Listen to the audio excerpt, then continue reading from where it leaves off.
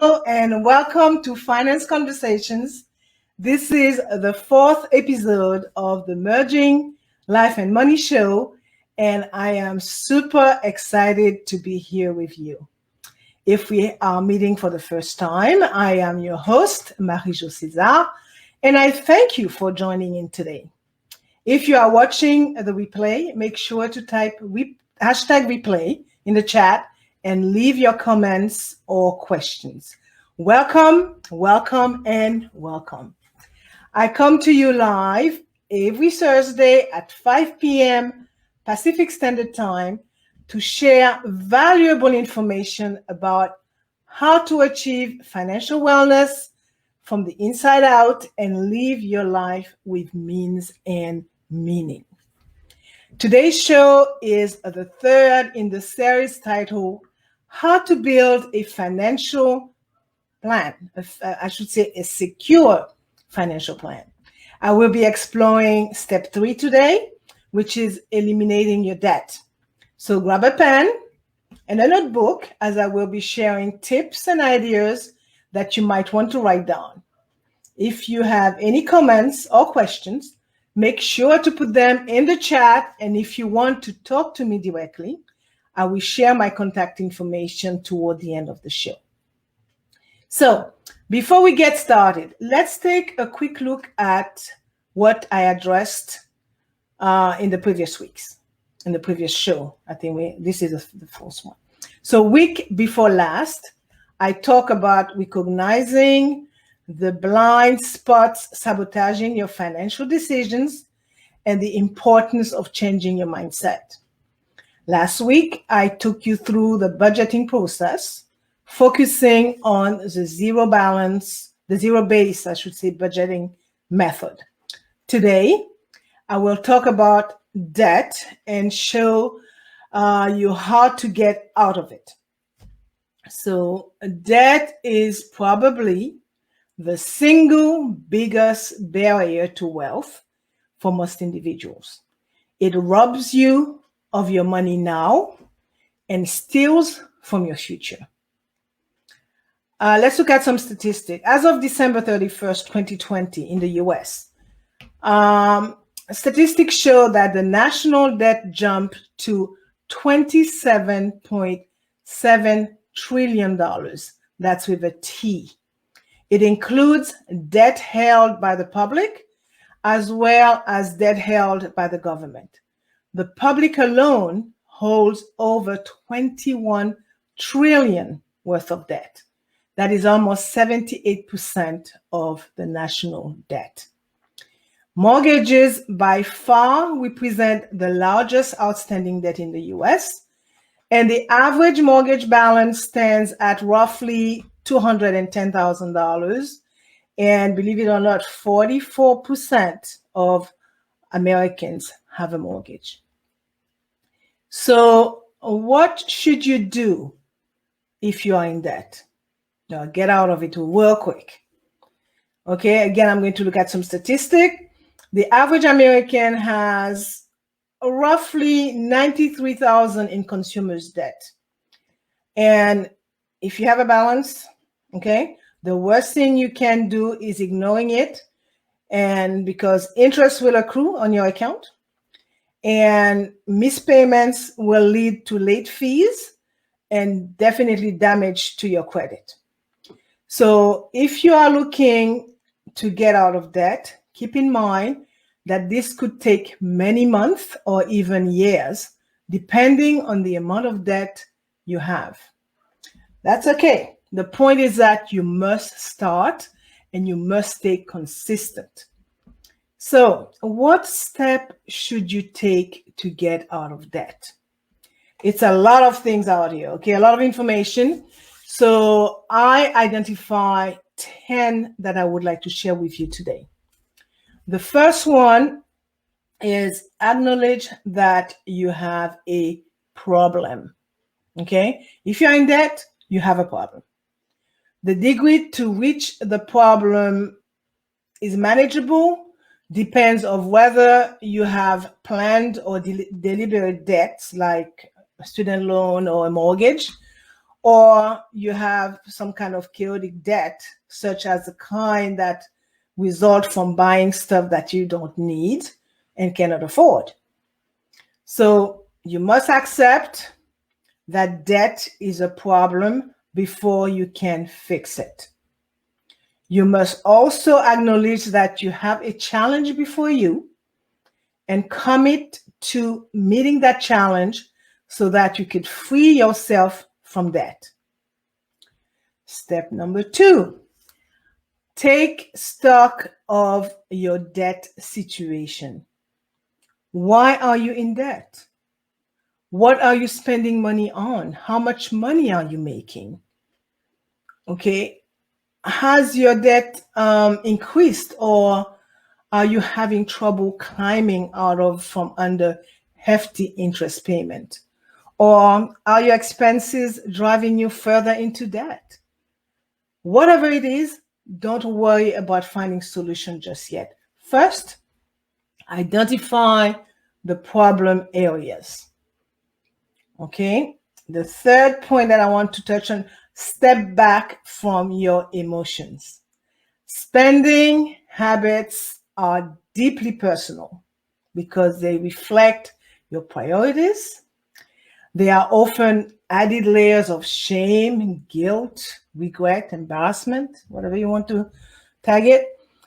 Recognize that none of those emotions will help you solve your current debt problem. So step away from them. Focus on the fact that you are taking control, that you are asserting yourself, and you are disciplined and determined enough to make this happen, all of which are positive emotion. Step number 4, identify all of your debts. Okay. The first part of paying off your debt is getting a complete picture of what you owe. When you have everything written out in front of you, it is much easier to create an action plan. So depending on how much you owe, it might also help you realize that it is not as bad as you might have originally thought. Okay, so here is how you can start identifying your debt. Own your debt. Forgive yourself for past mistakes, mispayments, or overspending. Okay, it might be painful to accept how much debt you have at first, but you must own it. Second, make a debt tracker. It is surprising how few people even create a tracker to understand their total debt. Most likely, it probably comes from not wanting to accept the guilt of having debt. But if avoided, it can make it nearly impossible for you to get out of debt. Okay, how do you do that practically? Open up a new Google or Microsoft Excel sheet and list out all of your debts. Start with the name of the creditors, the interest rate, the total balance, the loan term length, if any, and the minimum amount due for each payment.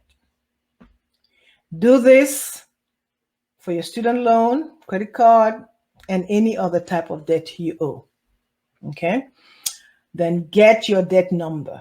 Once you have made your debt tracker, identify your total payoff number. So this is important, as you will have a starting point and a clear goal that you are trying to achieve. Step number 5, prioritize your debt. So you must understand that there are different types of debt, as all debts are not created equal.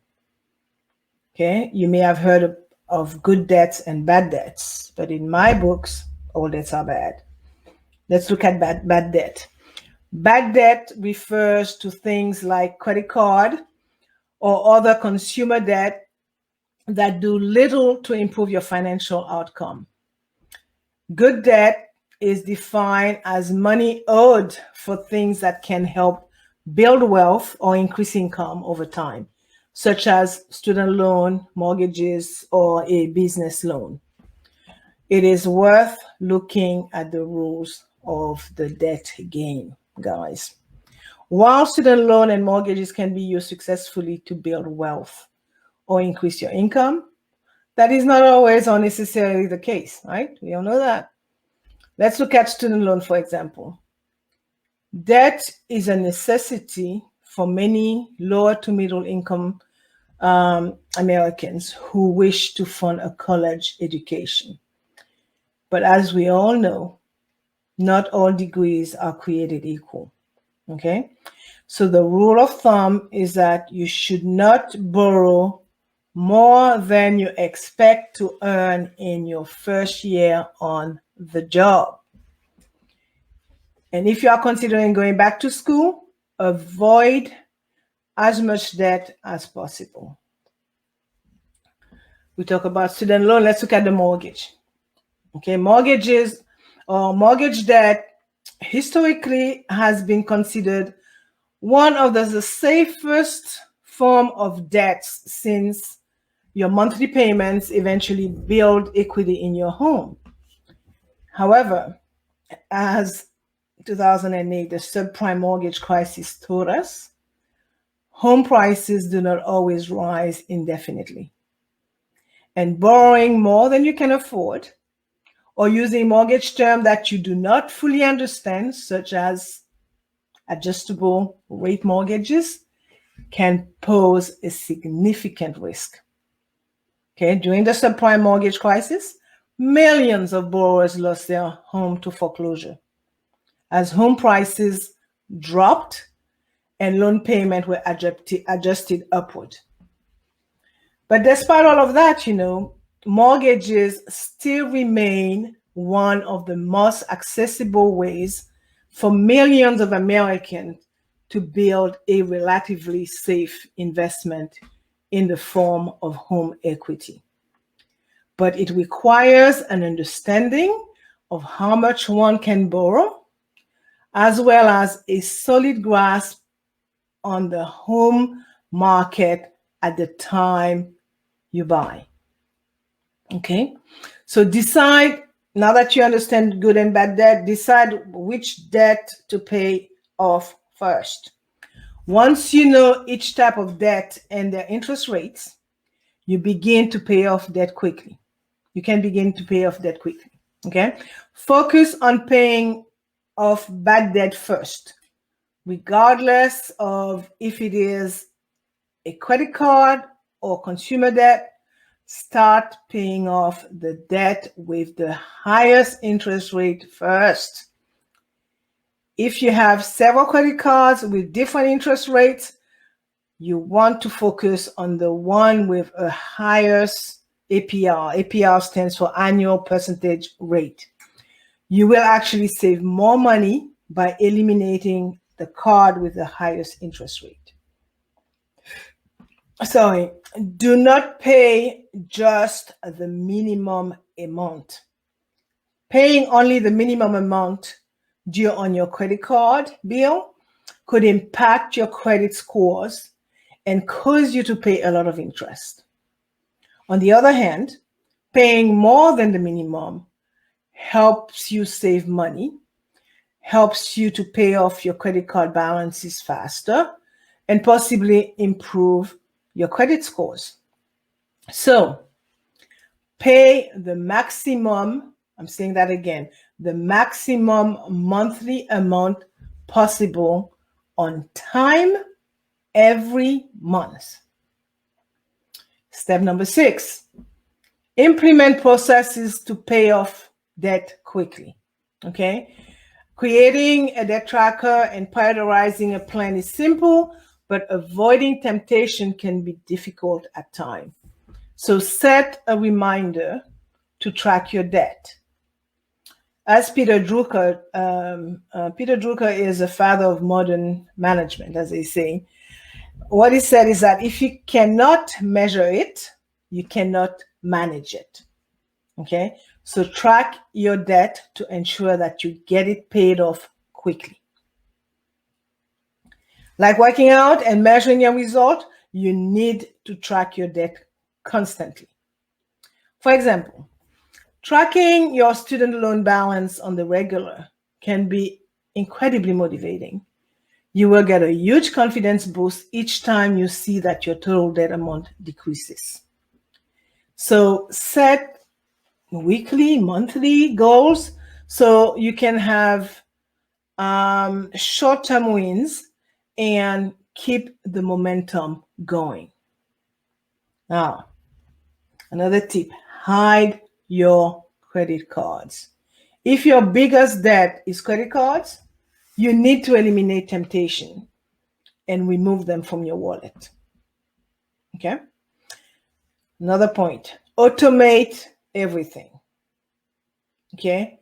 Willpower can have a huge downfall to paying off your debt. By automating your bills each month, you will ensure that willpower is not even involved. Plan ahead. That's another tip.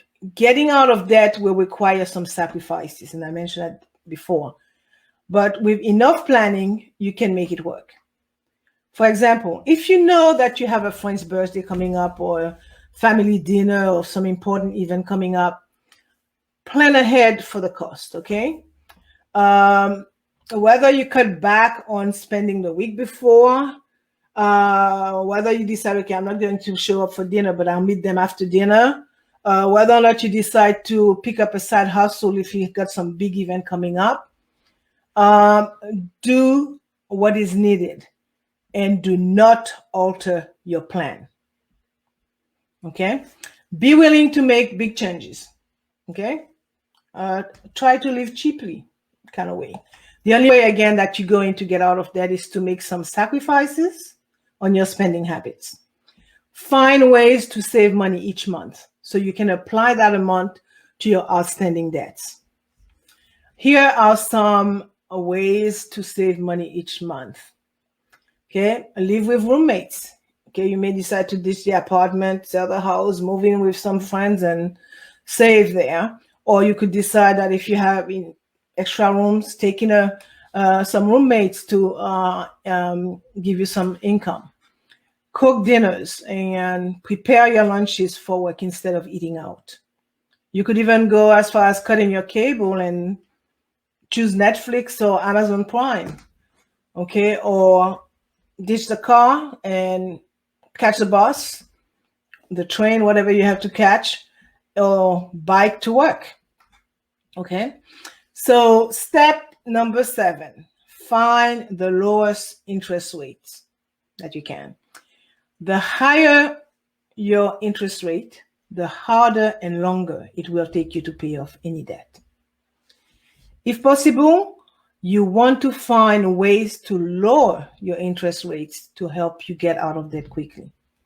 So here are some something that you could look at. Okay, so how you could get started. Maintain a high credit score. Your credit score will have a large impact on your ability to refinance your loans and receive a lower interest rate. If you have a low credit score, it is very unlikely that you will be able to refinance your loans. So use these little credit tips that I'm about to give you to increase and maintain an excellent score. Never miss a payment, and it doesn't matter. Could be a Home Depot bill. Never miss a payment. Do not exceed 30% of your credit limit. Okay, it could be tempting. Those you get some really good credit limit there. Good in terms of big, but do not exceed 30% of your credit limit. Do not sign up for more than one card at once. And monitor your credit situation frequently with a free credit tracking software. And they are out here. You got Credit Karma. Experian has a free plan as well. So the tools are out here. The resources are out here. Now, another tip is find, in order to reduce your interest, find a balance transfer offer. A balance transfer involves moving debt from a high interest credit card to a new card with a lower interest rate, ideally one with an introductory 0% rate. Essentially, what you're doing, you are using one card to pay off another, but because you are not paying as much interest, you have more money available to pay down your debt quicker.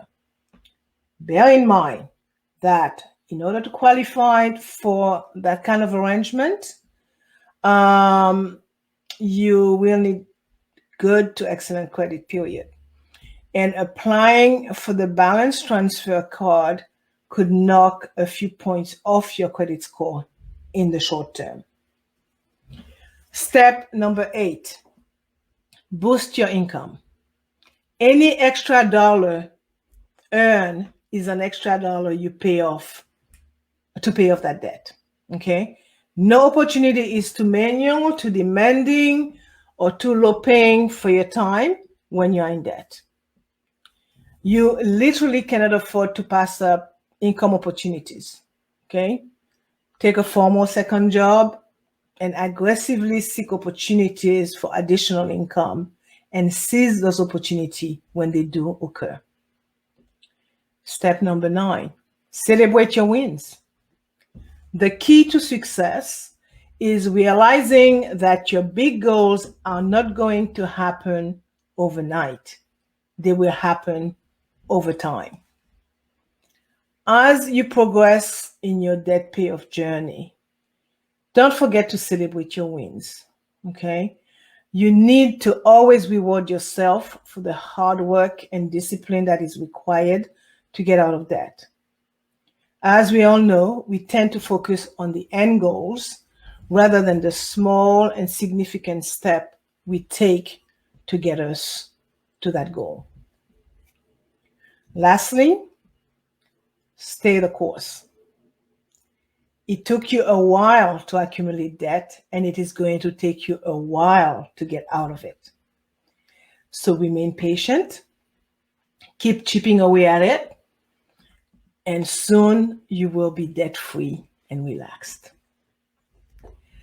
Before concluding, I would like to touch on the current situation with the pandemic.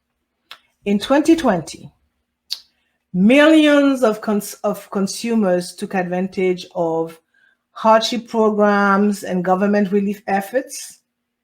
Your lender might have hit the pause button on monthly payments. They may have waived late fees in order to help you keep your finances afloat. But once this program expires, you will need to start making payment again. So if you have such debt, make a plan to start paying your debt off sooner rather than later. Okay? Now, if you are on a hardship plan and still cannot pay your bills, call your creditors to see if they will extend your forbearance benefits.